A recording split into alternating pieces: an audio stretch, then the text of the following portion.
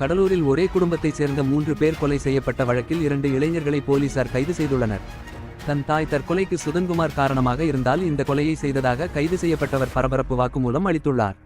கடலூர் மாவட்டம் நெல்லிக்குப்பம் அருகே உள்ள காராமணிக்குப்பத்தில் ஒரே குடும்பத்தை சேர்ந்த 3 பேர் கொலை செய்து தீ வைத்து எரிக்கப்பட்ட சம்பவம் பெரும் பரபரப்பை ஏற்படுத்தியது. ஹைதராபாத்தில் பணிபுரிந்த ஐடி ஊழியர் ஆன சுதன்குமார், அவருடைய தாய் கமலேஸ்வரி மற்றும் சுதன்குமாரின் மகன் நிஷாந்தன் 10 ஆகிய 3 பேரும் கடந்த திங்கட்கிழமை காராமணிக்குப்பத்தில் உள்ள தங்களது வீட்டில் விட்டு காயங்களுடன் எரிந்த நிலையில் பிணமாக மீட்கப்பட்டனர். அந்த வீட்டில் இரத்தக்கரைகள் இருந்ததை வைத்து அவர்கள் மூவரும் கொலை செய்யப்பட்டு பின்பு தீ வைத்து எரிக்கப்பட்டது தெரியவந்தது. இதனைத் தொடர்ந்து கடலூர் மாவட்ட காவல்துறை கண்காணிப்பாளர் ராஜாராம் சம்பவ இடத்திற்கு வந்து விசாரணை மேற்கொண்டார். மேலும் டிஎஸ்பி பழனி தலைமையில் 5 தனிப்படைகளை அமைத்து தொடர் விசாரணை மேற்கொள்ளப்பட்டு வந்தது.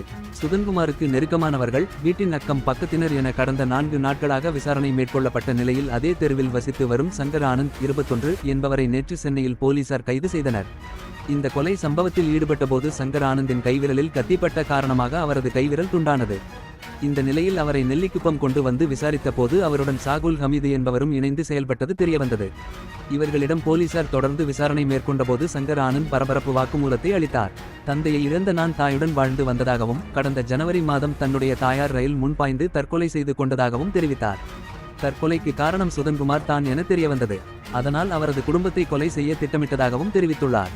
இந்த நிலையில் கடந்த வெள்ளிக்கிழமை கமலேஸ்வரி தன்னுடைய பேரனுடன் வீட்டு வாசலில் விளையாடி கொண்டிருந்ததாகவும், அப்போது நிஷாந்தனிடம் தான் சென்று விளையாடியதாகவும், அப்போது தன்னை அனாதை என்ற வார்த்தையை சொல்லி கமலேஸ்வரி திட்டியதால் கடும் கோபம் அடைந்து வெள்ளிக்கிழமை இரவு அவரது வீட்டிற்கும் சென்று 3 பேரையும் வெட்டி படுகொலை செய்ததாகவும், அப்போது கத்தி தவறுதலாக தன்னுடைய இன்னொரு கையில் பட்டு தன்னுடைய விரல் துண்டானதாகவும் தெரிவித்தார்.